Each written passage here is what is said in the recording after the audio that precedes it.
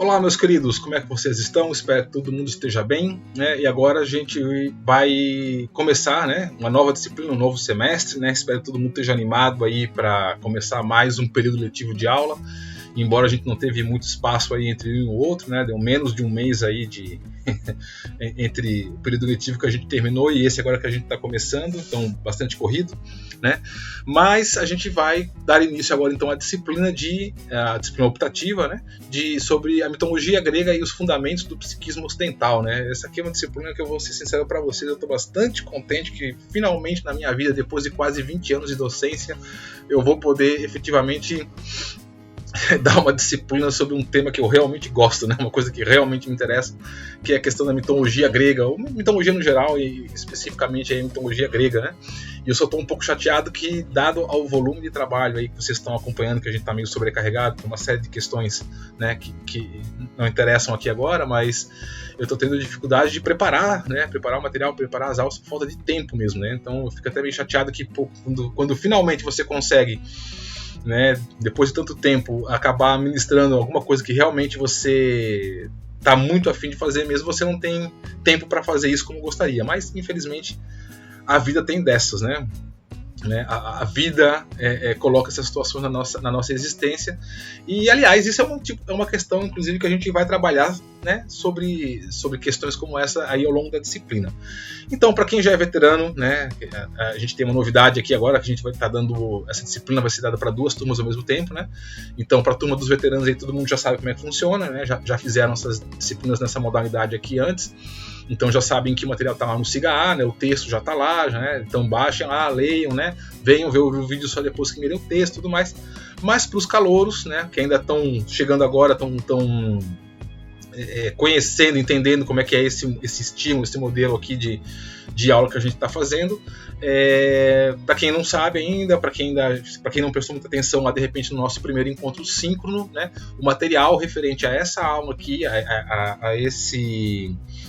um texto, né? Um texto, na verdade, né? Que eu vou estar comentando aqui com vocês agora nesse vídeo, tá lá no Siga A, tá na plataforma lá onde vocês pegam os materiais que os professores disponibilizam sobre cada aula. Então, peguem o material lá, tá? Leiam o texto, tá? Antes de vir assistir o vídeo, porque fica mais fácil, né? Para vocês, inclusive, entenderem, às vezes, algumas referências que eu faço a coisas que estão lá no texto, tá? Então, via de regra, tá? Não venham assistir o vídeo, as aulas, né, que estão gravadas, antes de vocês efetivamente lerem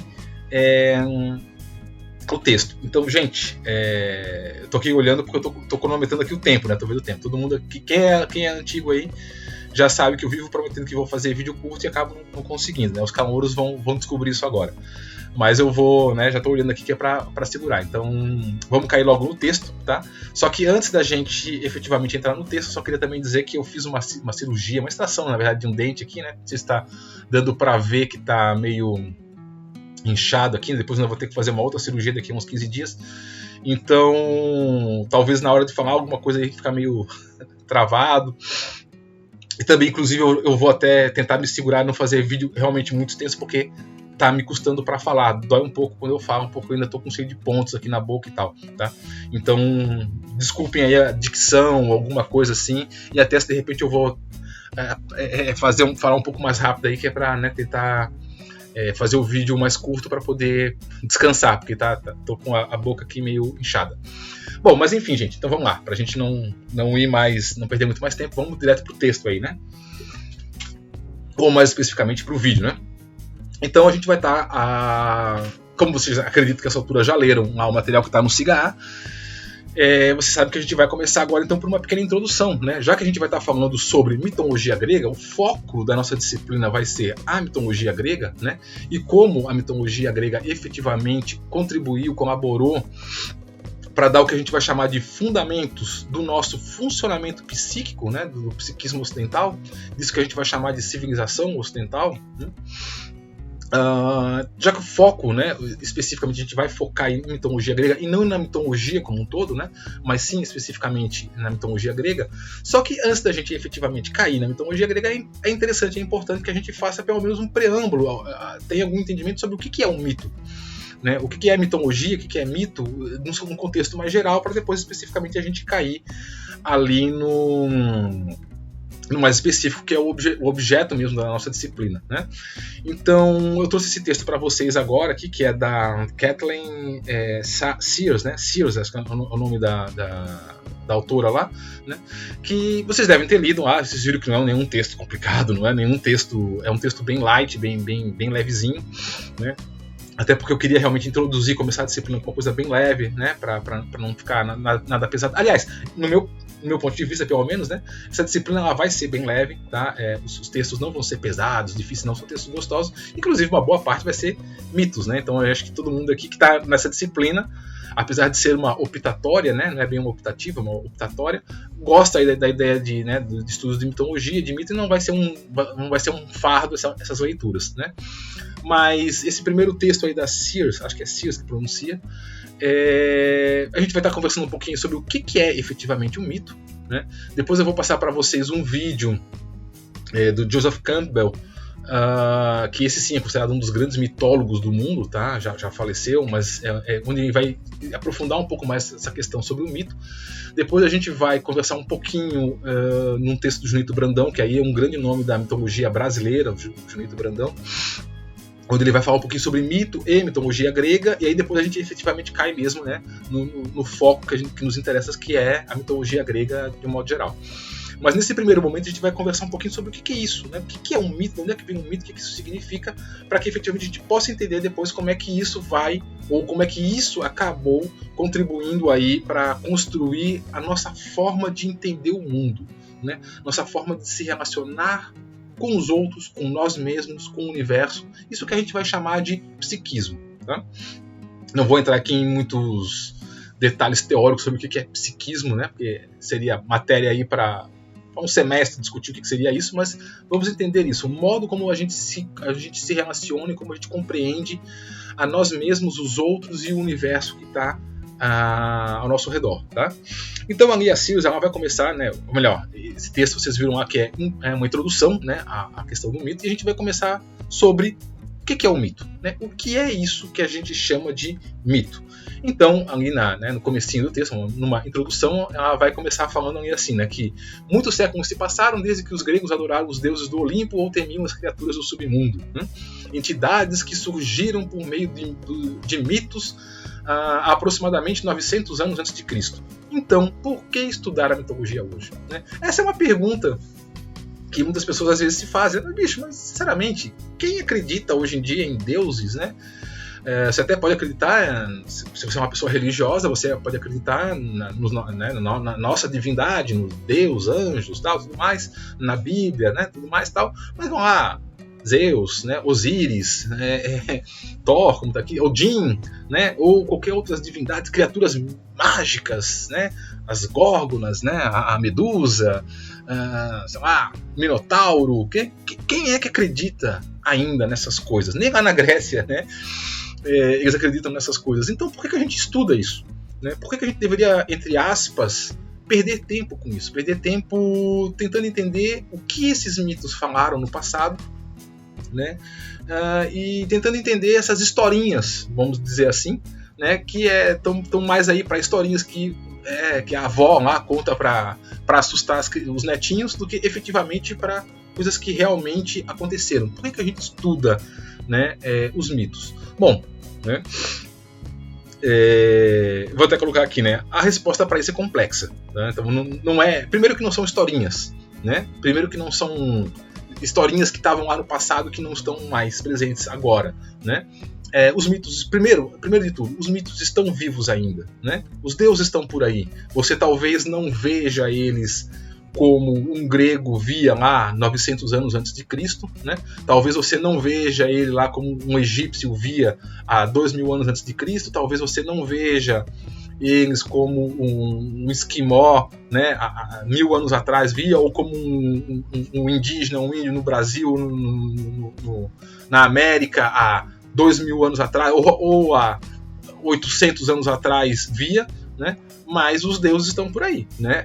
É só uma questão de você saber olhar, que você vai efetivamente saber identificar essas manifestações, tá?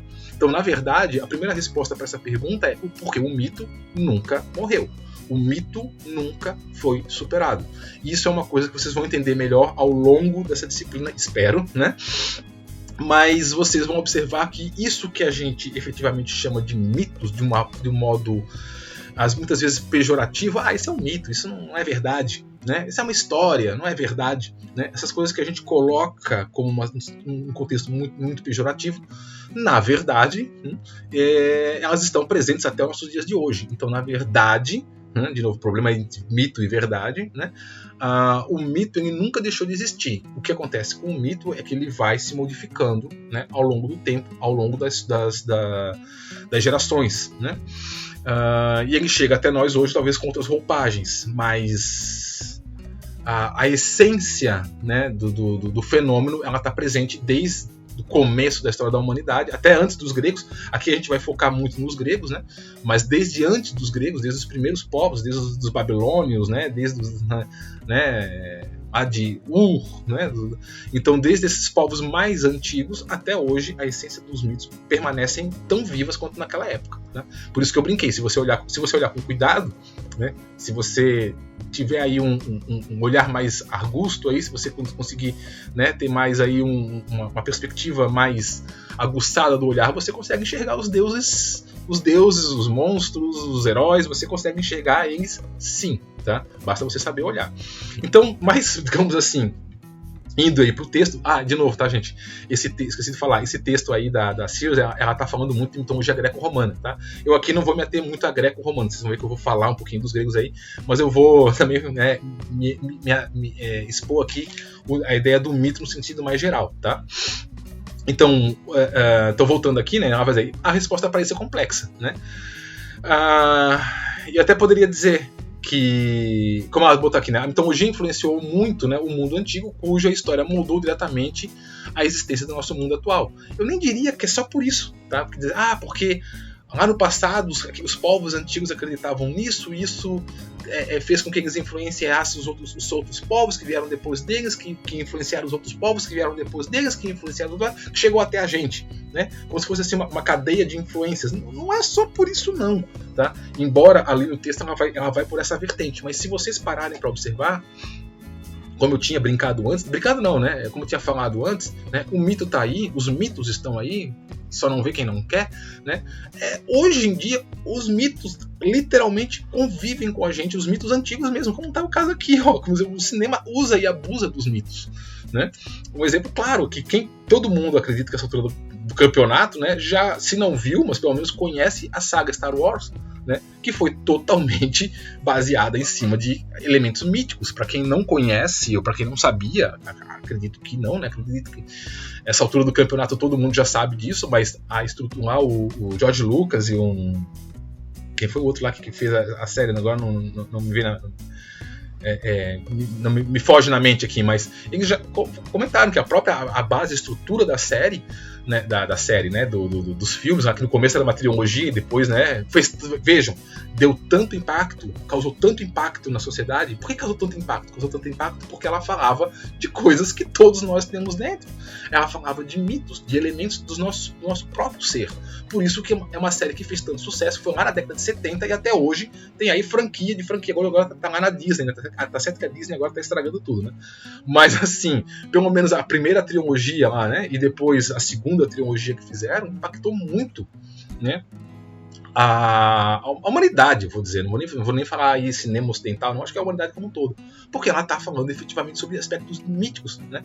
A relação entre pai e filho ali do Darth Vader e do Luke Skywalker, né, é uma relação tão presente em tudo quanto é mitologia, né, que estava lá, né, o filho negando o pai, o filho lutando contra o pai, né, o conflito entre o filho e o pai. Não sei se vocês sabem, mas o próprio George Lucas falou que a relação ali entre o Luke e o Darth Vader, ela foi inspirada na relação do Cronos e o Urano, né? Urano e Cronos. Não, desculpa. Cronos e Urano. Deu um lapso aqui agora, né? Que foi Cronos que castra Urano, né? Então o filho matando o pai, castrando o pai, né? Que é a relação do Luke Skywalker com o pai dele, né? O Darth Vader, né? Outro exemplo é que literal também, como hoje ele está fazendo muito sucesso aí no universo Marvel, né? Thor, né? A gente está literalmente hoje indo, não mais para salas de cinema, né?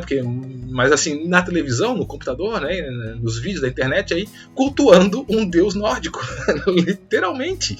Não é nem uma figura, uma adaptação, como foi no caso aqui, né, do Star Wars. A gente está literalmente aqui, né, lá torcendo pro Thor. Claro que eu sei que não é no contexto nórdico que passam o personagem, eu sei que é mais um personagem de história em quadrinho do que efetivamente se remetendo ao deus mesmo, né, lá da mitologia nórdica. Mas tá aí. Então veja, o mito está presente literalmente nos nossos dias atuais hoje, né? Tá certo que o Thor de verdade não era loirinho, assim, era ruivo, tinha barba, né? Era um viking, né? Então, assim, mas tá aqui, né? A presença, a essência da ideia tá ali, né? Então, respondendo, né, a questão de por que a gente estuda mitos ainda hoje, né? Não, é uma questão complexa, e a principal resposta é porque eles estão entre nós, né? Eles estão em nós, eu poderia até dizer. Né? Nunca saíram de cena, sempre tiveram aí só modificando a sua roupagem, modificando a sua forma de se manifestar, mas eles estão aqui entre a gente. Mas, indo de acordo lá, como a autora ela colocou no texto, né, ela vai dizer assim, um exemplo disso, né, de como que os mitos antigos influenciaram, né, o mundo que chega até a gente hoje. Então a gente vai encontrar isso, por exemplo, na nossa própria linguagem, na nossa própria fala. Então ela vai dizer que um exemplo disso é o nosso idioma, né, o entendimento sobre as coisas. As pessoas vaidosas são as pessoas narcísicas, né, fazendo uma referência ao mito grego de Narciso, né. O ponto fraco de um inimigo é seu calcanhar de Aquiles, fazendo referência ao mito do herói grego Aquiles, né. Algo muito sexualizado é algo erótico, fazendo referência ao mito do deus grego Eros, né? Então observem que a nossa própria estrutura linguística, né? Então assim, tá certo que nós descendemos, certo? Nós não somos descendentes diretos dos gregos, né? Mas a gente tem uma relação muito próxima, né? Aí com os latinos principalmente, né? Tem uma relação muito próxima aí com os gregos, e é óbvio que isso vai acabar entrando no nosso idioma. Mas vejam como isso está presente. Né? O nosso próprio entendimento sobre o que é uma pessoa que é muito vaidosa, a gente vai remeter a uma divindade grega antiga, uma questão aí de um ponto fraco, tanto em mim quanto no inimigo, a gente vai se remeter à história de um herói grego, né? As questões ali relacionadas à sexualidade, né? A gente vai literalmente vai dar tudo relacionado a um deus grego, que era o deus efetivamente não era bem o deus do sexo, da sexualidade, mas envolvia essas questões também. Então vejam que como isso nunca se afastou da gente. A gente é que tem a impressão de que os mitos são coisas antigas, passadas, que estavam longe da gente. Não, estão no nosso dia a dia até hoje, né? Um outro exemplo aqui, né, a influência dos mitos na literatura. Já tem 17 minutos. Por meio das obras que chegaram até nós de autores como Homero, Sófocles, Virgílio, Ovídio, né, que influenciaram outros autores ao longo dos séculos. Então a própria literatura que a gente vai ter, muito baseada na literatura grega, no teatro grego, que vai ser baseado na mitologia grega, né, influenciou outros autores que vieram depois, Shakespeare, Goethe, né, vários outros autores que depois construíram suas obras com base nesses grandes nomes da literatura universal que a gente teve no passado. Eu nem vou falar, inclusive, de autores atuais que se basearam nos autores antigos. A gente ainda lê esses autores antigos.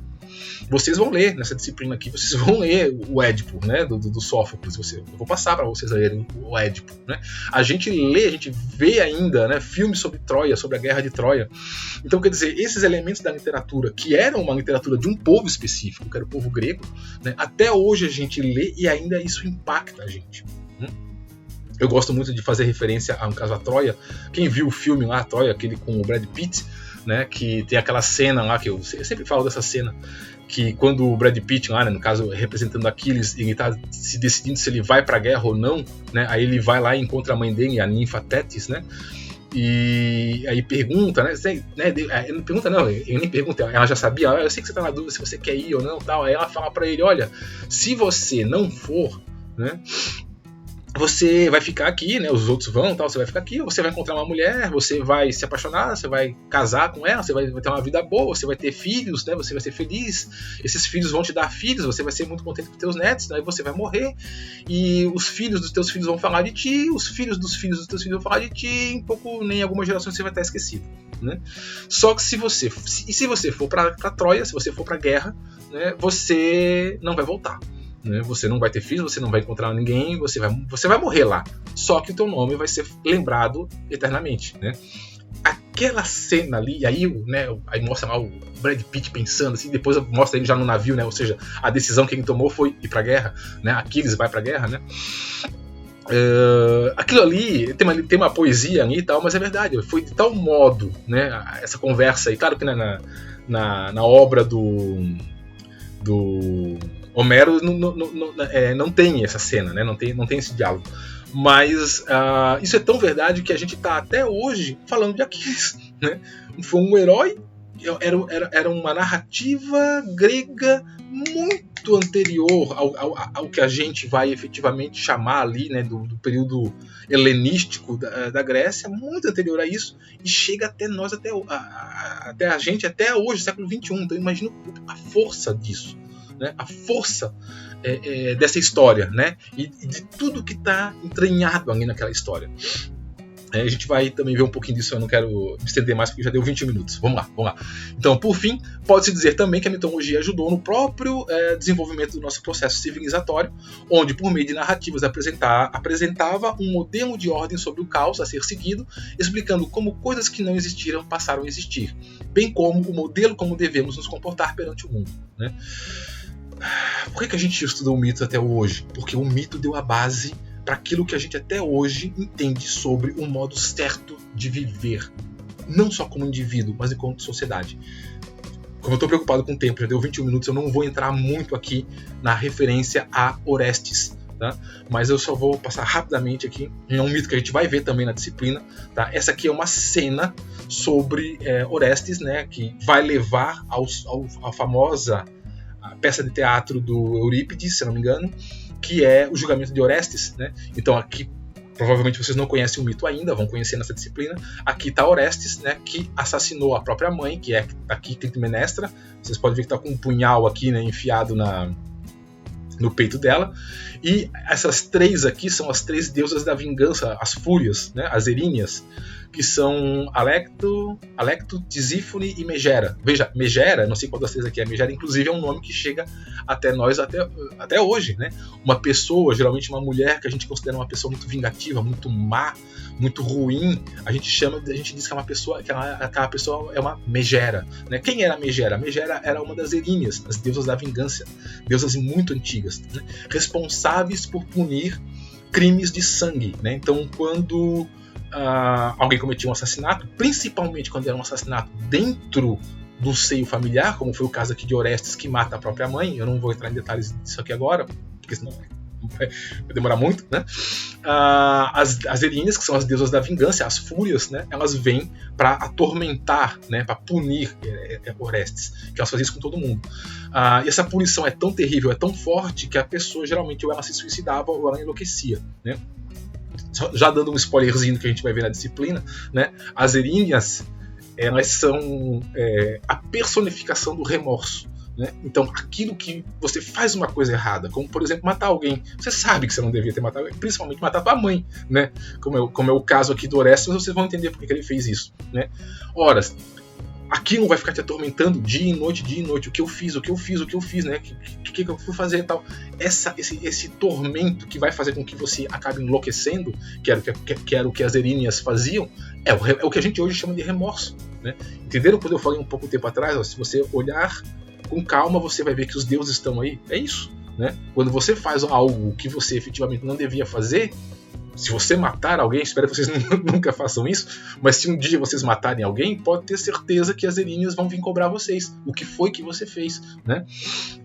Bom, voltando aqui para não fugir muito do assunto, então, no caso das Eríneas, no caso do Orestes, aqui estão duas representações em vasos gregos, né? Aqui ele matando a mãe, né? Tá aqui Clitemnestra com a facada no peito, ele segurando aqui a faca, né? O gládio, a espada aqui, e aí já uma Erínia aqui chegando para punir ele, né? Ele foge, tentando fugir do flagelo que as Erinias faziam sobre ele. Ele não consegue encontrar paz em lugar nenhum, aí ele pede a ajuda de Atena, que está representada aqui nesse outro vaso aqui, ó, Atena segurando um porquinho, né? Porque ela vai dizer assim, olha, oferece um porco em sacrifício às divindades antigas, né? Porque as Erinias eram deusas muito antigas, anteriores inclusive aos deuses do Olimpo, né? Então ela fala, oferece um porco para elas que, tipo assim, como sacrifício, isso vai aplacar elas, né? A fúria delas. Ele faz isso, não resolve, e aí a própria Atena fica assustada com aquilo, manda ele pedir ajuda de Apolo, porque vocês vão depois saber no mito, porque foi Apolo que foi lá e influenciou Orestes a matar a mãe. Aliás, só para explicar um pouco a história, né? Ele mata a mãe porque Clitemnestra tinha matado o pai dele, que era Agamemnon, né? Vocês vão depois saber a história toda. Então, a mãe dele mata o pai, então era obrigação dele, enquanto filho, vingar a morte do pai. Então, o que ele tem que fazer? Ele mata a mãe. Mas era a minha mãe, e aí, como é que fica, né? Mas ele foi insuflado por Apolo a cumprir, né, o dever filial dele, que era vingar a morte do pai. Só que a hora que ele faz isso, ele comete um outro crime, um crime talvez pior do que, né, não vingar a morte do pai, que é matar a própria mãe. E as Erinias vêm em cima dele. Então, ela fala, vai lá se proteger com Apolo, né? Aí ele vai até o templo de Apolo. Apolo não consegue apaziguar as Erinias, porque elas estavam com muita fúria, né? Imagina matar a mãe, não é um crime simples, né? Não é um simples assassinato, né? Um assassinato cheio de significado aí, né? Na psicanálise a gente vai ver muito isso, né? E aí o Apolo fala para ela, olha, vamos lá para Atenas para pedir ajuda de Atena, né? Porque ela é a deusa da sabedoria, ela vai saber como resolver essa questão. Então eles vão até Atenas, né, na cidade de Atenas, no templo de Atena, da deusa Atena, e aí Atena recebe eles, vê aquela situação toda e resolve fazer assim, vamos fazer um julgamento, vamos fazer um júri aqui, né? De um lado vai ficar as Erinias como promotoria, como acusadores, né? De outro lado vai ficar Apolo como se fosse um advogado de defesa, já que foi ele que influenciou Orestes a fazer aquilo ali, e os deuses vão julgar, né? Os deuses vão julgar. Né? E aí, resumindo a história, bom, eu não vou resumir a história, não vou contar, vou deixar para falar isso quando a gente for estudar o mito, para vocês saberem o que aconteceu no julgamento do Orestes, tá? Mas veja, o que a Atena propôs foi o surgimento de uma coisa que até hoje nós temos na nossa civilização, que nós chamamos, nós nos consideramos civilizados ou mais civilizados do que outros povos, porque a gente faz uma coisa que começou ali, né, com essa figura mítica de Orestes, que é o julgamento de um tribunal de júri. A primeira vez que houve um tribunal de júri na história da humanidade foi aqui no julgamento de Orestes, no mito de Orestes, né, onde existia alguém acusado de um crime de sangue, né, ou seja, de assassinato, ele matou alguém, existia alguém acusando, ou seja, a promotoria, existia alguém defendendo, ou seja, a defensoria, o advogado de defesa, e existia uma deusa presidindo esse julgamento, que era Atena, e existia um grupo de pessoas, né?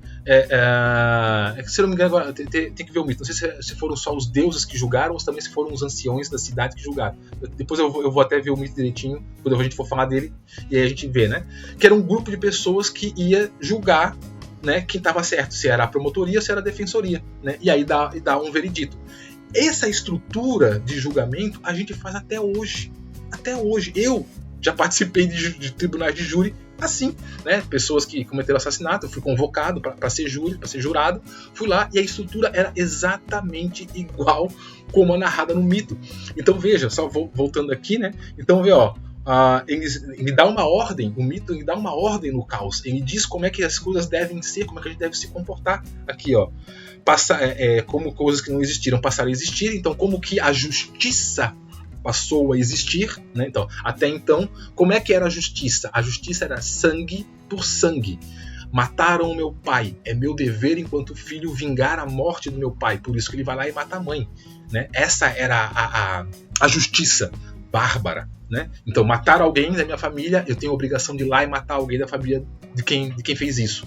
Sangue, olho por olho, né? A partir daquele momento, Se alguém matar alguém da minha família, eu não posso mais ir lá e me vingar, como eu fazia antigamente. A partir de agora eu tinha que acusar a pessoa perante um tribunal e o tribunal iria fazer a justiça. Isso é o modelo que a gente usa até hoje. Até hoje a gente faz isso. Se alguém matar alguém da família de você, você não pode ir lá e se vingar. Você tem que ir lá, chamar a polícia, denunciar, ele é preso, vai pra justiça, tem o julgamento, e aí o julgamento é que vai decidir se o cara é inocente ou não, né? Aqui, ó, né? Um modo como devemos nos comportar perante o mundo. Veja, o mito, tá? Faz isso, ou fez isso, né? Bom, vamos aqui, deu meia hora. Bom, então assim, resumindo, né? Então por que a gente deve estudar mito? Porque ele está aí desde que não foram embora, eles estão aí, né, entre a gente. Eles dão uma ordem, né, na sociedade, eles dão uma forma de explicar coisas que não existiam, que passaram a existir. Mas a principal razão, tá, pela qual nós devemos estudar mitologia, principalmente para nós aí da área psi, né, nos dias de hoje, é porque, apesar dos séculos, ainda conseguimos identificar nos mitos, elementos que são inerentes a nós mesmos, a nossa própria psique, ou seja, estudamos os mitos porque eles ainda são uma excelente ferramenta para o nosso autoconhecimento. Eu não falei para vocês que os deuses estão por aí, os monstros estão por aí, né? As deusas da vingança, as Erinias, não estão por aí? Estão, né? Estão aonde? Estão na gente, estão dentro da gente. Se você olhar com calma, se você perceber, se você for mais astuto, você vai ver, né? Você vai conseguir perceber. Então, a melhor forma de você começar a compreender como é que você mesmo funciona, como é que você mesmo pensa, como é que você mesmo sente, é começar a pensar a estrutura do mito, não o mito em si. É começar a entender a estrutura do mito, não o mito em si, né? Porque o mito vai estar muito relacionado à cultura de cada povo, o que de repente faz sentido, né, no mito grego para alguém que descende dos gregos, pode não fazer sentido para alguém que não descenda dos gregos, tipo um indígena, uma pessoa que é indígena. De repente não faz muito sentido um mito grego, mas dentro da mitologia dos povos indígenas, se você for identificar, você vai encontrar elementos iguais aos que você vai encontrar lá no mito grego, tá? Por isso que a gente estuda vários mitos de várias culturas, né? No nosso caso aqui, de novo, né, a gente vai focar aqui na mitologia grega, porque ela foi a base para o que a gente vai hoje chamar de civilização ocidental, né? Mas mesmo na civilização ocidental existem vários outros mitos de vários outros povos, né? Os gregos não foram os únicos, né? Tiveram vários povos aí que deram suas contribuições, mas esses aqui estão na base, né? Enfim. Mas, então o mito ele é uma excelente ferramenta para autoconhecimento. Aquilo que o Campbell, né, que eu já falei um pouquinho para vocês, vai falar da jornada do herói. Tá? Eu não vou esmiuçar agora muito aqui essa questão. Aliás, a gente não vai nem estudar o Campbell profundamente nesse sentido. Mas só dando aqui uma explicação disso daqui, o Campbell vai dizer assim, olha, todos nós vivenciamos aquilo que ele vai chamar do mito do herói, a jornada do herói. Quem é o herói? O herói, basicamente, qualquer história, né? Ele é uma pessoa comum, ou ele até pode ser um filho de um deus, um semideus, mas ele não sabe. Ou, a princípio ele não sabe disso ainda, ou se sabe, ele não considera muito aquilo. Ele vive uma vida comum, como está aqui, um mundo comum, né? Ele é chamado para uma aventura, ele é chamado para alguma atividade perigosa, ele recusa, ele não quer fazer aquilo porque aquilo efetivamente, né, ele vai ter que abandonar a família, ele vai ter que fazer, ele não quer fazer isso, mas ele é levado pelas circunstâncias a fazer isso. Ele encontra, como tá aqui, encontra um mentor, né? Ele encontra alguém que vai guiar ele nesse caminho, que vai orientar ele a fazer esse caminho, que vai transformar ele num guerreiro, que vai dar uma arma mágica para ele, que vai explicar para ele como vencer lá um monstro, alguma coisa assim. Ele se lança nessa empreitada, ele encontra inimigos, encontra aliados, ele realiza uma grande obra, né? Ele vai lá, mata um dragão, mata um monstro, salva uma princesa, alguma coisa assim, e ele volta para casa, ele volta, né, para a pátria dele. Depois de cometer vários atos heróicos, ele volta uma redenção, né? Ele volta transfigurado, transformado numa outra pessoa, ele volta um herói, né? Então ele sai um menino praticamente e volta um homem feito, um verdadeiro herói, né? O Campbell vai dizer que isso é uma metáfora do que acontece com todos nós o tempo todo. Todos nós vivenciamos a jornada do herói. Vocês, nesse exato momento, estão vivenciando isso, né? O que é você estar na tua vida comum, sem incomodar ninguém, na tua cliente, quando você está dentro da casa dos teus pais? Por exemplo, você é uma criança, você é um adolescente, um jovem, você está vivendo a sua vida sossegada, comum, você está lá vivendo com os teus pais, não tem que pagar conta, não tem que pagar boleto, né? Não tem que se preocupar com nada. De repente, em algum momento, por alguma situação da vida, você é jogado a um desafio. Qual é o desafio? encarar o mundo lá fora. E aí o que você faz? Você não quer, não, pra quê, né? Tá tão bom aqui, pra que eu vou lá pra fora, perigoso, vou pagar boleto? Não, meu Deus do céu, não, mas você tem que ir, é tua missão, é teu destino, né? Os deuses têm uma missão para você, a tua missão é pagar boleto. Né? Mas, enfim, você resiste a isso. Aí você encontra um tutor, um mestre, como por exemplo um professor, tipo eu, um professor universitário, que vai dar para você o escudo mágico, a espada poderosa, uma lança mágica que vai te ajudar a combater os monstros. O que é essa lança? O que é esse escudo? O que é o elmo sagrado? São os conhecimentos que você vai precisar, por exemplo, adquirir na universidade para encarar um dragão lá fora. O que é o dragão? É um mercado. Né? Um mercado de trabalho. Então, percebem? Se você consegue aprender comigo, que você é o velho sábio que vai te dar lá o segredo para você encontrar a espada mágica para matar o dragão, você aprende comigo, né? Obtenha a espada, vai pro mundo, mata o dragão, salva a princesa, né? Encontra um tesouro e volta para casa. Ou seja, é uma pessoa que vence na vida, que consegue realmente pagar seus boletos, ter seus filhos, né? Estruturar uma família, ter uma casa. Você vence, né? O monstro e volta. Você sai menino e volta um guerreiro, né? Pronto. Isso é a jornada do herói. Essa lógica você vai encontrar em qualquer mito, de qualquer herói, de qualquer cultura. E todos nós fazemos. Então, percebem como isso é o nosso autoconhecimento? Quando você entende como é que funciona, né, o que o mito está dizendo, você já começa a perceber o que o mundo preparou para você. Você já começa a saber quais são os desafios que você vai encarar na tua vida nos próximos anos. E você se prepara para ele. Tá? Por isso que estudamos os mitos, porque o mito nos prepara para encarar a vida. Nos prepara para que a gente faça o nosso próprio autocrescimento, nosso próprio autodesenvolvimento, ou a gente pode chamar aqui do nosso próprio autodesenvolvimento. Bom, e aqui só para ilustrar, né, como que a gente se autoconhece, né?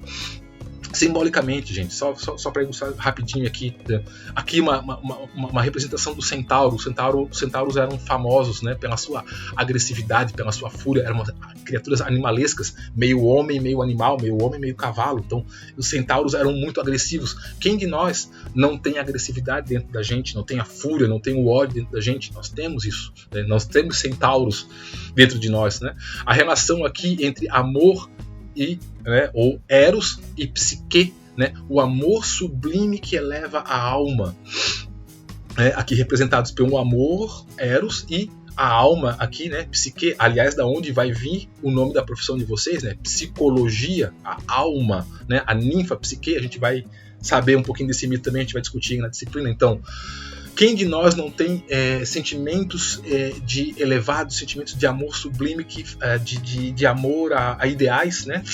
Que fazem com que a gente se eleve, que fazem que a gente se sacrifique por outros, por causas, por situações, né, gerais da nossa vida, para efetivamente... Às vezes não é nem ter um ganho pessoal, você não tem um ganho pessoal, financeiro, alguma coisa assim, mas você se eleva, né? Você se sacrifica, porque esse sacrifício ele eleva a tua alma, a tua psique, né? Ou um outro aspecto da sexualidade, aqui o Eros, no mito, né, de Eros e Psique, ele representa muito esse amor sublime, essa sexualidade sublime, mas existe, por exemplo, a representação da sexualidade, não vou dizer perversa, mas vou dizer uma sexualidade maliciosa, talvez seja mais o termo, que é representada por Afrodite, aqui numa cena que eu não vou ter tempo para narrar, tá? Que já são 40 minutos já de vídeo. Aqui foi uma representação da deusa Afrodite quando ela estava lá junto com Hera e Atena, disputando quem era a mais bela das deusas, né? E elas vão perguntar para Paris, que era lá o que raptou a Helena de Troia, que depois deu Helena de Esparta, melhor dizendo, que depois virou Helena de Troia, né? A destruidora de homens, cavalos e navios, né? A gente não vai ver o mito de Troia, não vai dar, mas é uma coisa também à parte. Então ela estava disputando para saber qual das três deusas era a mais bela, né? E Paris, que era só um pastor na ocasião, né? E de repente é colocado ali perante três deuses, três divindades aparecem para ele para saber quem das três era a mais bela. E aí ele não sabe, né? Ele fica confuso, meu Deus. Imagina, três deusas, todas as três eram lindas, né? Não tinha como uma deusa ser feia. E aí cada uma delas tenta seduzir ele de algum modo, né? A Atena, que era a deusa da sabedoria, ela oferece, né, para Paris que se ele escolhesse ela daria a ele a maior sabedoria do mundo, né? Ele saberia tudo, poderia resolver qualquer problema. Era que a deusa doméstica, a deusa do lar, a deusa da casa, promete para ele que se ele escolhesse ela daria para ele uma vida familiar feliz, né? Ela daria para ele assim um reino, né? Com muita fartura, com muita harmonia, porque ela era a deusa que rege, né, o lar, né? E a Afrodite, que era a deusa da beleza, a deusa da sexualidade, vira pra ele e oferece: olha, se você me escolher, eu vou te dar a mulher mais linda do mundo. Adivinha o que Paris escolheu, né? Que era, no caso, Helena, né? Que foi da onde vai dar depois toda a treta da guerra de Troia, né? Mas mesmo a Afrodite prometendo pra ele a mulher mais linda do mundo, ele ainda tá na dúvida, porque ele não sabia o que falar, porque as três eram muito lindas. Então, Afrodite maliciosamente deixa cair, né, como tá aqui, né, deixa cair o vestido, né, a veste, e mostra o seio, né?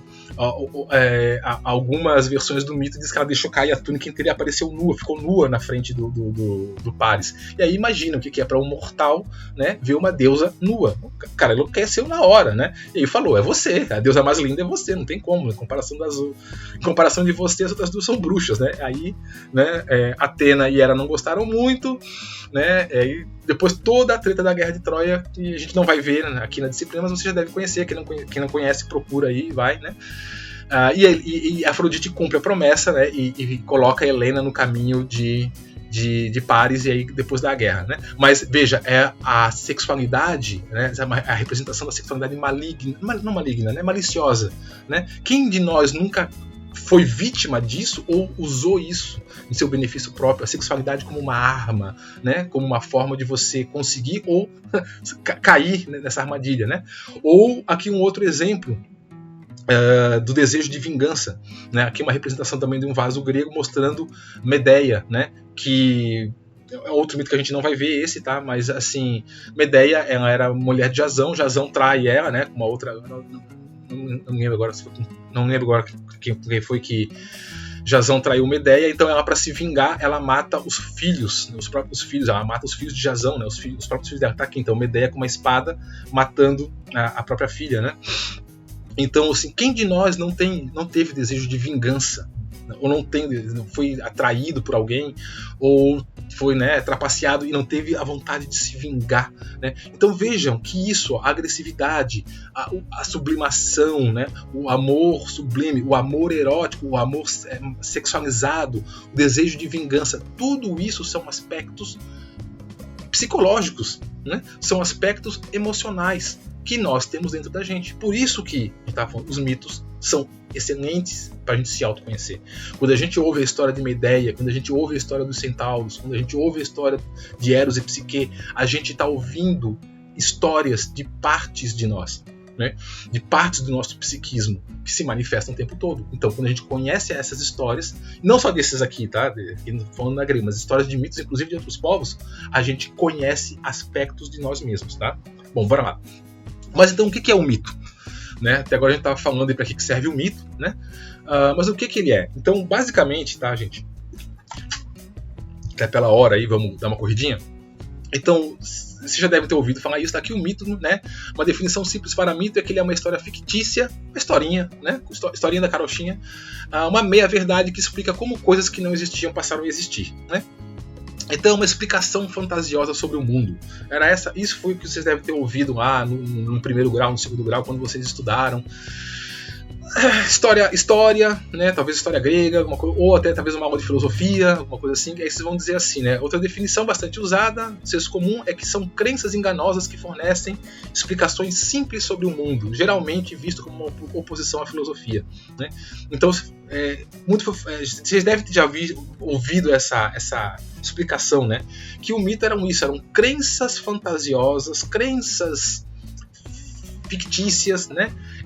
Histórias sem pé nem cabeça, que explicavam as coisas para os povos primitivos, para os povos, né? Quando a humanidade ainda era muito rude, muito primitiva, muito rudimentar, mas era o que tinha para a época, né? Vamos dizer assim.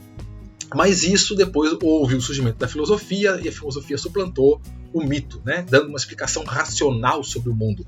Não era mais agora uma explicação fantasiosa sobre o mundo, mas agora nós tínhamos a filosofia que daria uma explicação racional sobre o mundo. E depois veio a ciência, né, como uma decorrência da filosofia, que aí dava uma explicação, não apenas uma explicação racional, mas uma comprovação, geralmente aí pela experimentação, né? Então, muitas pessoas apresentam o desenvolvimento da história, né, da civilização, como isso aqui, né? Tipo, a gente começou lá com crenças falsas, crenças fantasiosas, depois a gente passou por uma forma racional, inteligente de entender o mundo, depois a gente passou por uma forma onde a gente consegue encontrar a verdade, que é a ciência, né? Quem já me conhece há mais tempo aí sabe que eu sou bastante crítico dessa linha cronológica aí, no sentido de uma evolução, né? Como se, tipo assim, a filosofia foi uma evolução do mito e a ciência foi uma evolução da filosofia. Não é bem assim. Tá? Você sabe que não é bem assim. A ciência não matou a filosofia e muito menos o mito, como já acabei de falar bastante sobre isso aqui nesse vídeo. E a própria filosofia também não matou o mito, né? Tanto é o que eu gosto, por isso que eu gostei aqui dessa figura aqui, porque ela mostra mais nesse sentido. Não foi apenas isso aqui, ó, do mito para a filosofia, da filosofia para a ciência. Não. A própria filosofia ela retorna para o mito. Tá? A própria ciência retorna para a filosofia e a própria ciência retorna também para o mito. Tá? Os três elementos estão vivos hoje. Tá? Tanto o mito quanto a filosofia quanto a ciência elas estão aqui coexistindo ao mesmo tempo. Tá? A gente tem hoje, claro, um domínio maior da ciência na nossa cultura hoje, na nossa civilização, mas os três elementos estão presentes hoje. Tá? Então o mito ele não é só uma explicação fantasiosa, uma crença errônea sobre coisas que não existiam passaram a existir. Não é só isso. Tá? O mito ele vem mais. Tá? Então aqui, ó, porém, o mito é, na verdade, uma forma de produção, isso que eu quero que vocês internalizem, tá? Uma forma de produção e transmissão de conhecimento. O mito é uma forma de produção e principalmente de transmissão de conhecimento. Tá? Valores morais, normas de conduta, normas de comportamento, realizada na forma de uma narrativa. Então, os mitos são histórias contadas. Conhecimento que os povos produzem sobre a sua vida no dia a dia e transmitido na forma de uma história para a geração seguinte, né? Que fornece às pessoas ferramentas para o seu desenvolvimento, tanto individual quanto coletivamente. Tá? Por isso, o mito, via de regra, está diretamente associado à religião. Isso é outra coisa que eu quero falar. Tá? Explicando de onde vimos e de onde viemos. Basicamente, gente, aqui tem uma questão. Os mitos eles estão muito relacionados com aspectos religiosos. E aí eu costumo brincar, né? Que eu digo assim, geralmente a gente fala assim, o mito a minha religião é a religião verdadeira, né? A religião que está certa. A religião dos outros é mito. Né? Geralmente é assim que foi ao longo da história. Quando a gente fala de mitologia grega, quem é que fala que é mitologia grega? Um grego, no período clássico, não achava que as histórias das aventuras extraconjugais de Zeus era uma mitologia. Para ele isso não era uma mitologia, para ele isso era real. Né? Então, para o grego clássico, lá no grego antigo, não era mitologia, era a religião dele, era verdade. Sim, aqueles cultos que se fazia a Zeus, a Eras, a Afrodite, né? Não era superstições, era verdade. Ou você faz aquilo, ou os deuses vêm aqui embaixo conversar com você, né? Como nós temos hoje na nossa religião, não sei qual é a religião de cada um de vocês aí, mas vou jogar aqui um geralzão aqui, tipo dentro do cristianismo, né? Que é a religião predominante aqui no Brasil. Que se nós não nos comportarmos, nós não fizermos as coisas direitinho, como está lá na Bíblia, como a gente tem que fazer, quando a gente morrer, a gente vai acertar contas com o cara lá em cima, né? Não é isso que, de certo modo, mesmo que vocês sejam ateus aí, ou outra religião, ou tal, ou não acreditem nisso, mas não é isso que fica aí na tua cabeça. Não, olha, eu tenho que agir direitinho aqui, porque quando eu morrer eu vou ter que prestar contas. Isso é o que a nossa religião diz. Mas uma pessoa que seja de uma outra cultura, de um outro povo, vai olhar para isso e vai dizer, isso é mitologia, isso é mito. Tem o quê? Um cara lá em cima, barbudo, em cima de uma nuvem me olhando? Não existe isso, tá doido. Né? O Deus de verdade é tal. Né? Então veja, tá? O mito está muito associado. Eu costumo dizer que o mito, como eu falei aqui, é a religião do outro. Tá? Então os aspectos das religiões de outros povos, nós olhamos principalmente povos antigos, até que não existem mais, como é o caso aí dos gregos antigos e tudo mais, a gente olha e diz assim, isso era mito, mas na verdade não era mito, eram aspectos muito relacionados à religião de um determinado povo, tá? E aí vem um problema, né? Vem uma questão. Qual a diferença entre mito, lendas e folclore? Por que uma coisa é mito e outra coisa é lenda? Né? O que é folclore? Bom, gente, eu não vou nem entrar nessa discussão, até porque já passou 50 minutos do vídeo, tá? E a resposta não tem uma resposta clara sobre isso, tá? Não existe uma resposta clara sobre isso. Saci Pererê, né? É mito ou é lenda? Né? Martinta Pereira, isso é mais do norte aqui, né? Mas a mula sem cabeça, né? É folclore? É mito? É lenda? E aí? Né? O que diferencia um mito de uma lenda? Então, assim, gente, de modo geral, tá? Vamos dizer assim que folclore é o conjunto de crenças, né, de um povo, de crenças populares de um povo. Geralmente é isso. As lendas, as definições que vocês vão encontrar por aí, mais ou menos assim, que as lendas elas dizem respeito a fatos históricos, de coisas que realmente aconteceram, mas foram modificadas ao longo do tempo, né? Então, por exemplo, tentar pegar uma lenda brasileira, que agora não me veio nenhuma de cabeça, a lenda do Boto. Não, Boto não, né? Mas Boto, é mito ou é lenda? Né? Mas vamos ver a lenda do Boto, né? A história lá de que as mulheres engravidariam do Boto, né? Ora, vamos dizer assim, olha, isso é, no fundo, uma história referente a um fato real. As mulheres aí que viviam, né, em comunidades aí nas beiras dos rios e tal, tinham as suas relações extraconjugais, ou até nem eram casadas, engravidavam, e aí, para dar uma justificativa para isso, diziam que tinham sido encantadas pelo Boto, né? Então, no fundo, existia mesmo ali o ato, né? As mães solteiras apareciam, né, nas comunidades e tudo mais e tal. E para justificar aquele filho fora do matrimônio, aquele filho sem um pai, você disse então que era uma divindade, né, uma criatura sobrenatural, no caso do Boto, que vinha lá e engravidava as mulheres. Então isso seria a diferença, porque a lenda ela teria bases em fatos que realmente aconteciam, né, enquanto o mito seria completamente fantasioso, não teria base nenhuma na realidade. Mas aí vem a questão, tá, e a Guerra de Troia? É mito ou é lenda? A lenda de Troia, a gente não fala a lenda de Troia, a gente fala o mito de Troia. Mas a guerra, tá certo que a gente não sabe se existiu ou não, mas existe alguns indícios de que a guerra, né, que houve um conflito mesmo ali entre povos, né, micênicos e povos ali do que hoje a gente chamaria da Turquia, que naquela época tudo aquilo ali era Grécia. Não era Grécia, né, mas eram povos parecidos. Então, a guerra teve ou não teve? Teve. Então é lenda, não, é mito. Entendem? Essa diferença não é muito clara, eu não vou me ater muito aqui para não me alongar. A gente pode conversar um pouco mais sobre isso depois no nosso encontro síncrono, tá? Mas assim, para ser sincero, eu não faço nem muita questão de fazer distinções sobre isso, tá? Eu não vejo problemas de tratar lendas como mitos, tá? Saci Pererê para mim é mito, não é lenda, tá? Não é a lenda do Saci Pererê. Pô, é sério mesmo que tinha um negrinho com uma perna só fumando cachimbo no meio da floresta? Pô, sério? Né? Então, para dizer, isso era a base de um fato real? Não acredito. Eu acho que está muito mais para um mito, né? Curupira está muito mais para um mito do que para uma lenda, se for partir dessa definição de lenda aí de coisas que realmente aconteceram, né? Ou aconteciam, tá? Então eu vou encarar todos esses aspectos, todas essas histórias ou essas construções como mitos, particularmente, tá?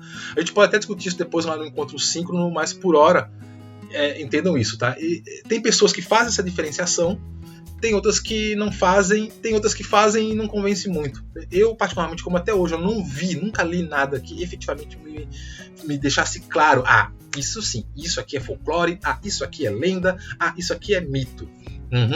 Como eu nunca achei um material, inclusive se alguém achar, se tiver, me passa, eu vou até agradecer muito, né? Mas eu nunca achei um material que realmente me convencesse, eu trato tudo como sendo uma coisa só, tá? Mas é uma questão pessoal minha. Saibam que outros autores diferenciam isso, tá? Bom, outra coisa que a Susan vai falar no texto dela é sobre a criação, né? A criação de mitos e a explicação dos fenômenos. Ela vai dizer assim, mas como que surgem os mitos então, né? Como que isso vai aparecer? Como é que isso vai surgir? Então aqui, né? Apesar do mito ser transmitido de uma forma, de uma narrativa, ele é diferente de uma simples história, conto ou fábula, né? Inclusive outra coisa que eu estava falando aí, folclore e lenda, e o mito não é uma fábula, né? As fábulas de Leonardo da Vinci, né? Tipo lá a Raposa e as Uvas, né? A historinha lá da Raposa e as Uvas, não vou contar aqui por causa do tempo, né? Mas aí, aquilo era uma fábula ou isso era um mito? Realmente eram mitos italianos que depois com o tempo foram transformados em contos, em fábulas aí, né? Como é que fica? O ratinho, o rato e o leão lá dos irmãos, acho que é dos irmãos Grimm, né? O menino e o lobo, né? Todo esse Chapeuzinho Vermelho, né? É mito ou é conto? É fábula? Qual é a diferença? Histórias da carochinha, né? Bom, então eu gostei um pouco dessa definição que a Sills fez. Ela vai dizer assim, ao contrário das obras, né, de ficção, ela não é criada por um autor único. Tá? Para um único autor, então alguém que vai lá e conta, mas apesar de, por exemplo, os irmãos Grimm, né, Lobo Mau, Chapeuzinho Vermelho e tal, né, eles pegarem uma série de contos populares, né, do povo alemão lá, unificarem e colocarem como contos, né, mas teve alguém que juntou isso, né, escreveu isso, né? Então o mito ele vai ser diferente, ele vai ser como uma espécie de uma construção coletiva e é aquilo de um povo. Então daqui, ó, ele é formado por um conjunto de percepções de um povo e consequentemente é vivo e vai se alterando ao longo do tempo. A história, o Chapeuzinho Vermelho, ela não se altera ao longo do tempo. A gente até pode dar versões, né? Uma fábula, né? A cigarra e a formiga, né? Ela é uma fábula, ela até pode ter versões, mas tá escrita, cristalizou, foi. Não muda, tá? Agora o mito não, tá? O mito ele tem várias concepções. Vocês vão ver no próximo texto que a gente vai ver, que é um texto do Junito Brandão, que o Junito Brandão vai tocar nessa ferida aqui. Ele vai dizer assim, nosso problema com os mitos gregos é que os mitos gregos vieram até nós via teatro, basicamente, e via poemas. Então, quando ele chega até nós via poema, via teatro, ele vem escrito. Então, ele meio que vira uma fábula, né? Ele vira um conto. Então, existe como se fosse uma versão, né, oficial do mito, que é aquela que o poeta lá, que o Homero, que o Sófocles, que o Eurípides escreveram lá no período clássico grego, né? É o que chega até nós, porque não chegou até nós sendo contado de boca em boca, né, de pai para filho até hoje. Não, a gente tem isso via documentos, registros escritos mesmo, né? Então, de certo modo, né, há um registro oficial. Então o Junito Brandão vai tocar essa ferida aí, né? Mas mesmo nesses registros a gente sabe que tem versões diferentes, né? Então a gente vai até pegar peças de autores de Sófocles, de Eurípides, né, de teatro, que eles vão falar de Platão, né, que vão falar de um deus, do mesmo deus, e vão contar histórias diferentes do mesmo deus. E vai falar assim, mas peraí, mas não era isso, mas esse deus não era filho daquele deus, não, mas numa outra versão ele é filho de não sei quem. Mas esse herói não tinha feito isso, né? Não, mas numa outra versão ele fez. Então, ainda escapamos um pouco disso, tá? Então aqui, ó, então é isso, ó, o mito ele é vivo, ele vai se alterando ao longo do tempo. Tá? Ela não é uma história cristalizada, fechada, amarrada, como é Chapeuzinho Vermelho, como é lá a cigarra e a formiga. Tá? E aí eu trouxe aqui só como exemplo, aqui, ó, essa aqui é só para vocês entenderem como isso é vivo, como isso vai se modificando ao longo do tempo. Aqui são duas representações do mesmo Deus, tá? Mas você pode estar falando assim, aqui é quando ele era novo, aqui é quando ele era velho. Não. Né? E aqui é quando ele era novo e aqui é quando ele era velho, tá? Esse aqui são duas representações do mesmo Deus, que é o Deus Dionísio, o Deus do vinho, o Deus da orgia, o Deus do grotesco, o Deus do bacanal, né? Aquela bacanal, inclusive outro nome para ele é Baco, né? Deus, né, da sexualidade desvairada, desenfreada, né? Então aqui, o Dionísio, quando ele surge no panteão grego, né, ele surge como essa figura aqui, ó, de um velho. Então ele nasce, ele surge na Grécia como um deus velho e de barba. Tá? Ao longo dos séculos, quando o culto de Dionísio ele começa a se popularizar entre os gregos, a figura do deus vai mudando, até que chega ali no período mais clássico, quase no período helenístico, ali na época de Platão, aquela coisa tal, ele chega nessa figura aqui, ó, como de um jovem, quase que um jovem adolescente, sem barba. Né? Então observem como a própria imagem do Deus foi sendo mudada ao longo do tempo. No início ele se parecia com um homem velho, um beberrão, e no final ele estava já mais como um molequezão, assim, aquele cara que o rei do camarote, vamos dizer assim, né? Que comparação, mas eu acho que dá para fazer isso aqui, né? Que era um gurizão, quase às vezes como um adolescente, tá? Que enchia os canecos lá, né? Então veja, o mito ele tem isso, ele é vivo, ele é constante. Inclusive Dionísio vai chegar até nós. Hoje a gente encontra Dionísio por aí, inclusive em outros formatos, né? Não mais assim, desse modo. Bom, então, os mitos evoluem, né, a partir do momento que são contados e recontados. Então é isso, né? Quem conta um conto aumenta um ponto, né? A velha história, né? Na forma oral, sendo transmitidos de gerações para gerações, né? Então isso é o aspecto vívido do mito, né? Ele não é fechado, não existe uma história de Dionísio, não existe uma história de Zeus, não existe a verdade sobre Atena, né? São várias versões, né?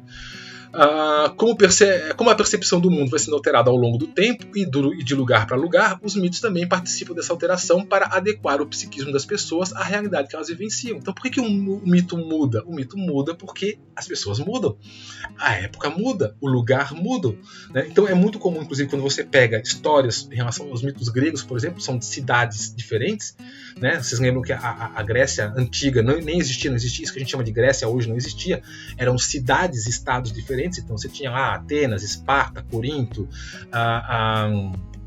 Troia, né, que era Lacedemônia era o nome para Esparta. Enfim, né, Macedônia, né, você tinha lá Tessália, assim, as várias cidades, estados, e em cada cidade, inclusive, as histórias dos deuses eram diferentes. Não tinha uma versão oficial, não tinha uma história oficial, né? Então, de um lugar para o outro, dependendo do contexto onde um povo está inserido, o mito ele se adequa para explicar, para dar sentido a uma existência que as pessoas estão tendo naquela época. É a mesma coisa hoje, né? Hoje não faz muito sentido a gente falar em Bacanal, no Olimpo, tal. O Monte Olimpo está bem longe daqui, né? A gente não usa essas referências para nós hoje aqui, mas a gente usa outros aspectos daqueles mesmos elementos míticos para se referenciar a coisas do nosso dia a dia hoje, tá? Então tá aqui, ó. Por isso, inclusive, existe mais de uma versão para uma mesma história, tá? Então vocês vão muitas vezes vocês vão ver isso. Eu vou falar para vocês uma história de um mito, vou contar um mito, e vocês vão dizer, não, mas a história que eu conheço é diferente. Claro. E existem várias, não existe uma versão oficial, não existe uma versão verdadeira. Toda versão é válida, entendeu? Porque o que não interessa muito a história em si, interessa como que a gente se apropria dos conteúdos daquela história, como que nós damos sentido para os conteúdos daquela história. E é por isso que não tem problema nenhum, né? Se num mito um deus é filho de fulano, mas no outro mito ele é filho de ciclano. Não tem problema nenhum, é assim mesmo, tá? Não pensem que há erro nisso, não há erro, é assim mesmo. Então, outro aspecto marcante do mito é que ele é uma história que envolve aspectos religiosos, que eu já tinha falado antes, né? Geralmente envolvendo algum poder ou entidade superior. Então, o mito está muito ligado à religião. Mito é religião, tá? Só que a gente chama de mito a religião de outro povo, a religião de outra cultura. Nós chamamos mitos judaicos, né? Quando a gente vai falar lá, por exemplo, da relação entre a criação de Lilith, né, que é a primeira mulher na mitologia judaica, veja como eu falo, a mitologia judaica, né, eu vou dizer, na mitologia judaica a primeira mulher foi Lilith, né, Deus cria Lilith junto com Adão. Então, como Lilith e Adão eram feitos do mesmo material, ou seja, o barro, Lilith não aceitava se submeter a Adão. Por isso que, inclusive, ela queria transar por cima, né? Diz que é a grande queixa da Lilith, que Adão exigia transar com ela ficando por baixo, e ela dizia, não, eu não sou submissa a você, né? Eu fui feita do mesmo material. Então, eu exijo transar por cima, né? Essa era a briga. E aí Adão vai reclamar para Deus, aí então Deus expulsa Lilith, né? E aí ela se transforma num demônio, e aí então Deus resolve, para não ter mais treta, ele resolve criar uma segunda mulher, que é Eva, né, tirada da costela de Adão. E aí Eva teria que se submeter, porque a Eva não era feita do mesmo material de Adão. Inclusive, Eva foi tirada de Adão, então ela tinha que ser submissa, né? Então, olha, na mitologia judaica, então isso explica porque a mulher deve ser submissa ao homem, né? Lá dentro da estrutura judaica. E eu vou dizer, isso é mito, né? Olha como é que os judeus falam. Mas aí quando eu vou falar da religião cristã, eu vou dizer, não, a religião foi assim. A verdade foi o seguinte: Deus criou o homem e a mulher, criou Adão e Eva. Mas não tinha Lilith, não tem Lilith, não. É Eva. A primeira mulher foi Eva. Entendem? Na minha religião, eu digo que isso foi um fato. Na religião do outro, eu digo que isso foi um mito, né? Então tá aqui, ó, né? Como tá aqui. Então, aspectos, né, religiosos. Na verdade, toda a mitologia ela está envolvendo aspectos religiosos que vão explicar como as coisas foram criadas, de onde vieram as coisas, para onde as coisas vão, o que vai acontecer com a gente depois que a gente morrer, qual é o sentido da nossa vida, por que a gente está aqui, né? Quem é que dá essas explicações? Quem dá essas explicações via de regra, a religião, né? E no caso, a religião do outro é que a gente chama de mito, né? Então, os deuses, as deusas e os outros seres sobrenaturais que aparecem nos mitos são adorados ou reverenciados. Na cultura que o criou, o mito é considerado sagrado, né, ou tido como verdade. Tá aqui, ó, esse exemplo que eu estava dando agora é de Lilith e Eva, né? Então, aqui, ó, na cultura que o criou, o mito é considerado sagrado e tido como verdade. Para um cristão, Lilith nem existiu, né? E Eva é verdade, sim, foi um fato, né? Para um judeu, sim, Eva é um fato também, mas antes de Eva teve Lilith, né? Então a primeira mulher não foi Eva, foi Lilith. Então, entendem? Assim, o mito ele é tido como um fato, como uma verdade. Aqui só para ilustrar, já deu 1h05, tá, gente? Um exemplo disso, tá? Também indo aqui para o universo grego. Aqui está o exemplo do ônfalo, né? Ou onfalo, né? Depende da pronúncia, né? Tem um acentozinho circunflexo ali. O que é o ônfalo? O ônfalo, na mitologia grega, a gente vai ver esse mito, a gente vai ver um pouquinho na história. Se vocês lembram, se já ouviram falar um pouco da história do nascimento de Zeus, né? Cronos, ele comia todos os filhos que nasciam, né? Quando ele tinha um filho com Reia, a deusa Terra, né? Ele devorava os filhos, né, que nasciam. Então, Reia ou Geia? Acho que foi Geia, agora não estou bem lembrado. Depois eu tenho que ver lá o mito, eu não lembro de todos, né? Então, Geia, acho que era Geia, tá? Acho que era Geia, ou Reia, agora não vou lembrar, acho que era Geia. Ela cansada de Urano, de Cronos, devorar todos os filhos sempre, num dado momento, o que ela faz quando ela estava grávida de Zeus, né? Zeus conspira contra o pai na barriga da mãe. Lembra? Star Wars, Star Wars, né? O filho conspirando contra o pai. Zeus, já na barriga da mãe, começa a conspirar contra o pai ainda na barriga da mãe para não ser devorado por ele. Então ele convence que Geia entregue no lugar dele, quando ele nasce, uma pedra, né? Então ela entrega uma pedra para Cronos engole aquela pedra, e a hora que ele engole aquela pedra, ele percebe que ele foi enganado, né, por Geia, e ele vomita, né, aquela pedra, e aquela pedra vomita todos os filhos, inclusive, que ele tinha engolido antes. Bom, que pedra é essa? É essa aqui, ó. Essa foi a pedra que Cronos engoliu. É essa pedra, sim, essa pedra que. Essa aqui não, né? A verdadeira tá no museu. Isso aqui é a réplica para turista. Que tá aqui, ó. Eu tô aqui tocando no ônfalo aqui, né? Tanto é para turista que eu tô botando a mão nele aqui, né? Esse aqui foi quando eu fui eu tive lá em Delfos, né, lá no templo de Apolo. Isso aqui são as ruínas do templo onde ficava o oráculo de Delfos, né? Uma partezinha aqui do templo de Apolo, né? E o ônfalo estava aqui, né? Por que eu trouxe essa imagem aqui para vocês? Porque isso é um mito, é uma história, né? Mas para os gregos antigos, não, isso não era uma história, isso era real. E a pedra, tanto para provar que a história era real, a pedra estava lá em Delfos, estava lá no templo de Apolo. E por que a pedra estava lá no templo de Apolo? Tinha várias réplicas dessa pedra em vários templos na Grécia Antiga. Essa aqui é uma pedra que é uma réplica, tá? Mas a verdadeira estava lá no templo de Apolo. Por que a pedra verdadeira estava lá no templo de Apolo? Inclusive, ela está quebrada, ela está em duas partes. Essa aqui é uma parte que estava mais embaixo, eu estou aqui, essa aqui é uma parte que estava mais em cima, tá? Porque diz a lenda que o Zeus, querendo saber onde é que ficava o umbigo do mundo, onde é que ficava o centro do mundo, ele solta duas águias, né? Ele solta duas águias do Olimpo e manda as águias darem a volta ao mundo, né? Então as águias iriam sair uma para cada lado, elas vão voando. Quando elas se encontravam de novo, elas estavam carregando metade dessa pedra aqui, né? Do ônfalo, né? Agora eu não sei a metade da pedra, ou estava carregando de novo, tem que ver o mito, por exemplo, ou a versão do mito, né? Cada uma carregando um pedaço da pedra, ou cada uma carregando uma pedra, uma coisa assim. Se você que elas se encontram né, dão uma volta no planeta. Quando elas se encontram de novo, elas soltam a pedra cai. Onde a pedra cai é o centro do mundo. É o centro do mundo. Né? E onde é que elas caem? Elas caem onde é o templo de Apolo. Né? Coincidência? Coincidência. Né? Elas caem justamente ali onde futuramente seria construído o templo do deus Apolo. Tá aqui, ó. Né? Por isso que essa daqui é uma réplica, tá? Por exemplo, como é que a gente sabe que isso aqui é uma réplica, não é a pedra de verdade? Porque essas marcas que vocês estão vendo aqui, ó, né, que foram esculpidas na pedra, é para simbolizar a rede que as águias carregaram a pedra, né? Ela deixou essa marca na pedra. A pedra de verdade está lá em Apolo, está lá em Delfos, no templo de Apolo. As outras pedras que você encontrava, isso no mundo grego antigo, né?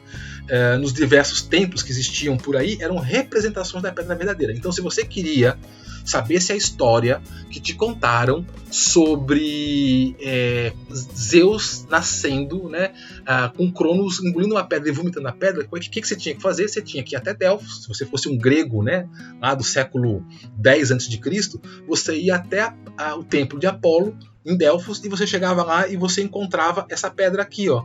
E aí o sacerdote irá para você dizer, ó, sabe aquela pedra lá que falavam? Essa daí, ó. Aí você olhava para a pedra e dizia, rapaz, então é verdade. Tá aí a pedra, né? Entenderam? Vira inclusive um objeto de culto. Então, isso aqui, essa foto aqui, eu vou ter que contar, já extrapolei o tempo, né?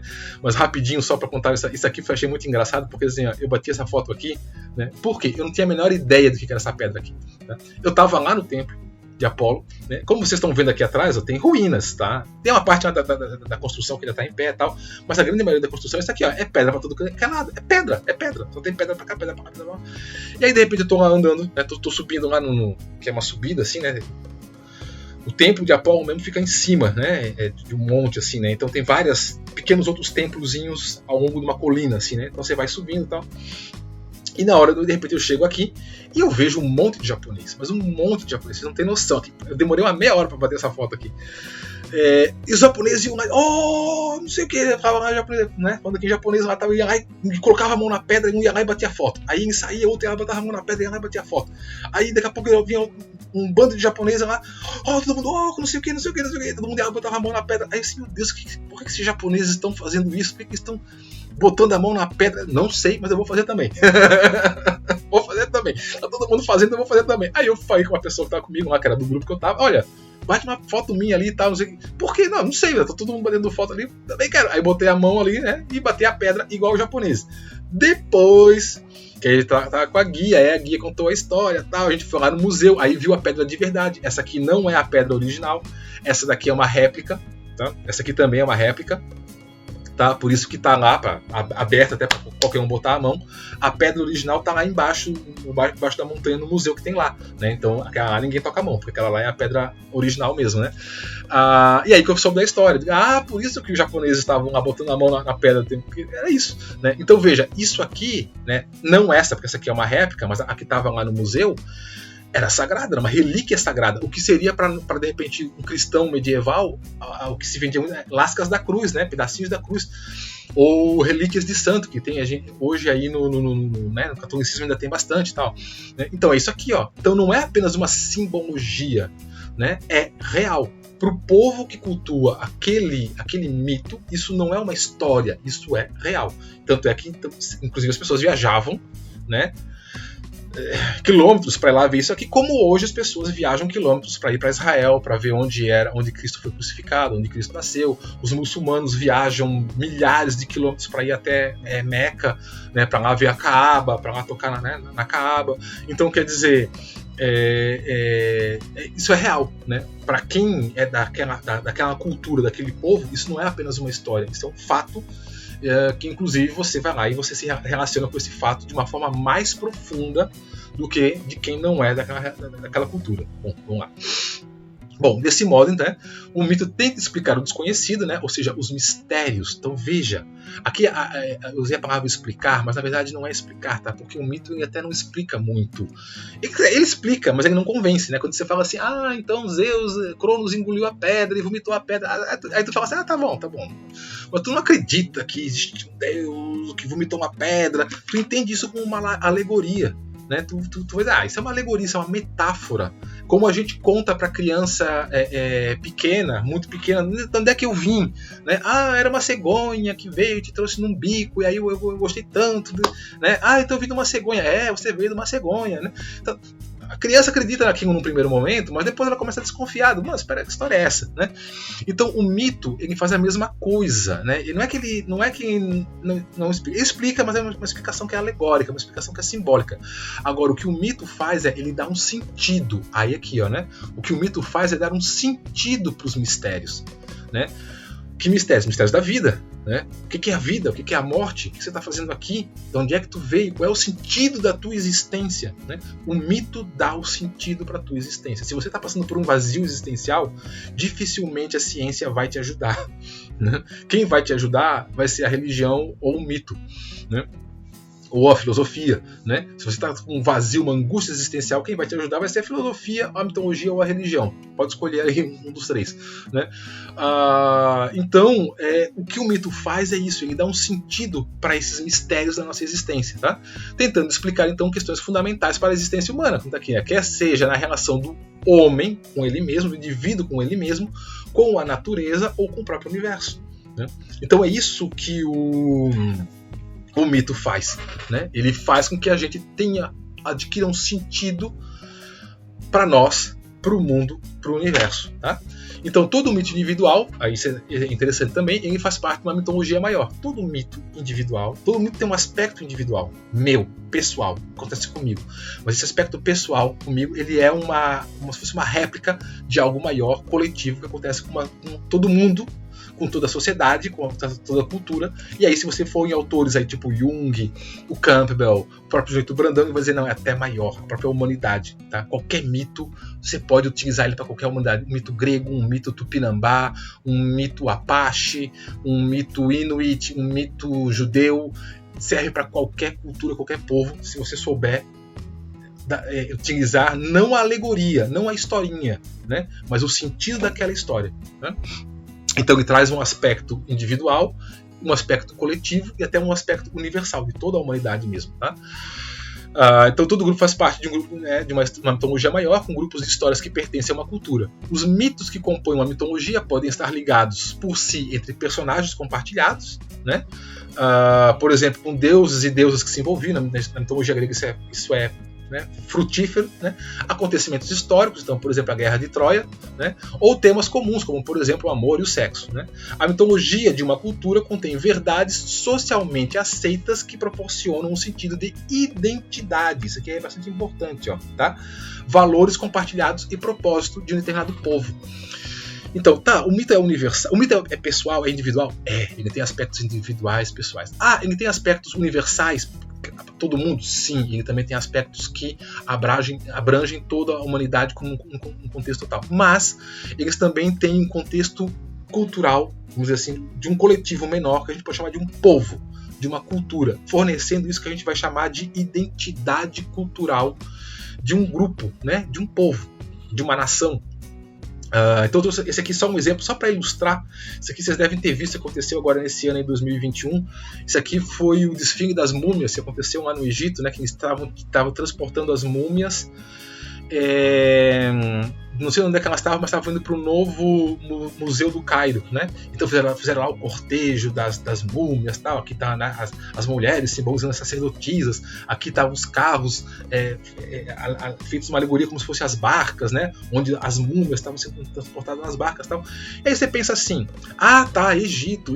Então os egípcios, né? Eles cultuam, né? Osíris, Ísis, Tote, Anubis, né? Esses são os deuses dos egípcios, não são? Não. O Egito hoje é um país muçulmano, é Islã. O Egito hoje é um país islâmico. Por que eles estão aqui fazendo quase que Muita gente criticou isso, né? Vocês podem procurar isso aí na internet. Um culto pagão, né? Um ritual pagão no Egito. Muita gente se assustou com isso aqui. Procura na internet aí que vocês vão ver, né? Por que eles fizeram esse ritual pagão? Inclusive é meio para eles lá é meio complicado isso, né? Porque é um país islâmico fazendo um ritual desse daqui todo, como eles fizeram lá, com pirâmides, com deuses, né? Outros deuses, com sacerdotisas e tal. Por que eles fizeram isso? Eles fizeram isso porque a identidade do povo egípcio está muito mais ligado aos deuses antigos do que ao Deus novo, né? Fazendo uma alegoria aí com Game of Thrones, né? Os egípcios, e nós inclusive, quando a gente pensa egípcio, a gente pensa pirâmide, faraó, né? Nefertiti, pragas, né? Até o Tutankhamon, Ramsés, Akhenaton, Osíris. Você pensa isso, você não pensa Alá, né? Alá é árabe, né? Você vai dizer assim, não, mas o Egito hoje é um país islâmico, né? Mas a identidade do povo egípcio ainda está se referindo aos deuses antigos. Você consegue perceber como isso é forte? Né? Tá vendo aqui, ó, como o mito ele dá esse sentido de identidade para um povo, né? Que é o que eu sempre falo assim, que é um grande problema do Brasil, porque a gente não tem aí mitos fundadores do Brasil, por isso que a gente é meio assim, né? O que a gente é, a gente não sabe direito, né? A gente meio que está toda hora se pegando aí, né? Um contra o outro aí e tal. A gente não tem mitos. O Deus brasileiro, qual é o Deus brasileiro? É Tupã? Não sei se é Tupã, né? Que é o Deus brasileiro, né? Para uns é, para outros não é. Como é que fica? Enfim, Brasil carece ainda de mitos, né? Carece não, ele tem as suas mitologias, a gente aqui não se aprofundou nelas, né? Mas enfim, de repente aí uma versão 2 dessa disciplina, quem sabe, futuro aí, né? Então vejam, tá? Que o mito tem que dar essa identidade. A mesma coisa que acontece aqui no Egito, né? É lá na Grécia. Lá na Grécia vocês pensam que alguém lá cultua Zeus, Deméter, Afrodite? Não, todo mundo lá é cristão, cristianismo ortodoxo grego, né? Mas a identidade do povo grego ainda perpassa nos templos de Apolo, nos templos de Atenas. A foto principal de Atenas, quando vocês veem uma foto de Atenas, o que vocês veem? Vocês veem o Pártenon, né? Que está lá na Acrópole, aquela montanha de mármore lá, e aquele templo da deusa Atena em cima. Toda a foto de Atenas, vocês vão ver aquilo. Então veja que a identidade do povo grego, apesar de eles serem cristãos hoje, ainda se remete a uma divindade pagã que era Atena. Apesar de que ninguém hoje mais faz ritual para Atena. Mas a gente ainda entende os gregos como, né, com base naquele templo lá em cima do Partenon. Meu Deus, 1h20. Vamos lá. Então, fechando aqui, só para fechar. Então, questões antigas, tá? Lá no texto ela vai colocar isso, né? Além disso, né? Então, além de autoconhecimento, além de um conhecimento da humanidade como um todo, um conhecimento universal, além de identidade de um povo, de identidade cultural, né? Além de tudo isso, tá? Os mitos também serviam para explicar coisas do cotidiano. Tá? Isso hoje a gente não faz tanto, a gente não utiliza mais os mitos tanto nesses aspectos, mas também serviam, e é só para constar aqui, eu acho que é interessante também colocar isso aqui. Tá? Então, por exemplo, isso aqui é mais realmente para os povos antigos. Além das grandes questões sagradas, né, envolvendo aspectos essenciais da experiência humana e no mundo, os antigos também buscavam respostas para questões cotidianas, e os mitos, dentro de um grande conjunto de temas que possuem, né, fornecem também explicações para questões do cotidiano, tais como a origem de determinadas constelações. Toda mitologia vai ter isso. Por que é aquela constelação? Como é que surgiu aquela constelação? Como é que surgiu essa árvore? Como é que surgiu aquela montanha? Toda mitologia vai ter isso, independente do povo que for, vocês vão encontrar isso. Como que surgiu esse rio? Vai estar na história, né? Por que o sol aparece durante a noite? Por que certas criaturas se comportam de determinadas maneiras, né? Por exemplo, por que a aranha tece uma teia? Como os males, como a doença, a morte, o sofrimento foram liberados sobre o mundo. Todo mito vai ter, toda cultura vai ter isso aqui também. Uma explicação de por que hoje a gente sofre. Todo mito, toda cultura vai ter um mito de criação, que isso aqui era um paraíso, que isso aqui era muito bom, que isso aqui era muito legal. Num determinado momento a gente fez alguma besteira, e aí agora a gente está sendo punido pela besteira que a gente fez. A gente, homens no geral, né? Isso você vai encontrar nos mitos cristãos, você vai encontrar nos mitos judaicos, você vai encontrar nos mitos indígenas, você vai encontrar nos mitos gregos, você vai encontrar nos mitos, sei lá, do Alasca, né? Você vai encontrar isso. Uma explicação de por que a gente morre, por que a gente tem doença, por que a gente tem guerra, né? Como o fogo veio para o homem e as mudanças das estações, as montanhas, os rios, tudo mais, aquilo que eu falei, né? Não vou meter muito isso aqui, até pelo horário agora. Enfim, aqui no caso aí no texto tudo isso aqui são referências a mitos gregos, que ela vai estar falando ali, né? No caso aqui da Perséfone, né? Aqui Prometeu, aqui da primeira mulher, como é que é, dos males, é a Pandora, né? Então assim, aqui ele está falando sobre vários mitos que depois ela vai estar abordando ali no livro. Alguns aqui a gente vai ver, outros não, tá? Mas é só para dizer assim que os mitos também serviam para fazer isso, para dar explicações do cotidiano. Tá? Então, basicamente, para que serve o mito? Por que a gente usa o mito? Para várias razões, eu não vou repetir tudo aqui. Mas para nós, da área das áreas psi aí, né? O que vai interessar é que o mito é uma excelente ferramenta para a gente buscar a autocompreensão sobre nós mesmos. O que vai interessar para nós no mito, e é isso que a gente vai tentar buscar aqui nessa disciplina esse semestre, vai ser tentar compreender como o mito pode nos ajudar a dar sentido para a nossa experiência existencial enquanto ser humano. Tá? Então é isso aí que a gente vai tentar trabalhar esse semestre, aí vamos tentar ver, focando especificamente aí numa mitologia própria, que vai ser aí a mitologia grega. Tá bom? Então, gente, desculpa aí, 1h20. Isso porque eu tô com a boca assim, né? Imagina se eu não tivesse, né? Enfim. Então vejo vocês agora no... Não, agora o próximo aula agora vai ser o material do Campbell, o vídeo que eu vou passar para vocês. A gente se vê daqui a 2 aulas, acho. Mas a gente se vê no próximo encontro síncrono, né? Então anotem as dúvidas, qualquer coisa que vocês tenham, né? Escrevam aí, quando a gente se encontrar, a gente esclarece qualquer coisa que ficou aí meio complicada, meio duvidosa aí, tá bom? Então um abraço para todo mundo, bons estudos, até a próxima aula e tchau!